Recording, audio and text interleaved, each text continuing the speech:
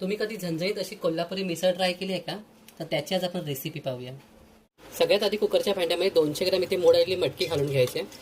थोडंसं पाणी, थोडी हळद, 2 शिट्या करून घेऊया. मटकी शिजेपर्यंत आपण अर्धा वाटी सुकं खोबरं भाजून घेऊया.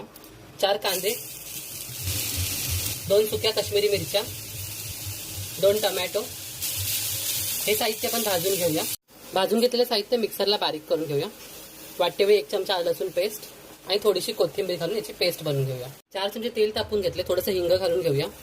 थोडेसे कढीपत्ते, वाटून घेतलेलं वाटण आपण ऍड करूया. छान असं परतून झालं. थोडीशी हळद, 1 चमचा घरगुती लाल तिखट आणि थोडीशी काश्मीरी मिरची पावडर, धना जिरा पावडर, चवीनुसार मीठ. सर्व परतून झालेलं आपल्या शिजलेली मटकी याच्यामध्ये ऍड करायची आहे.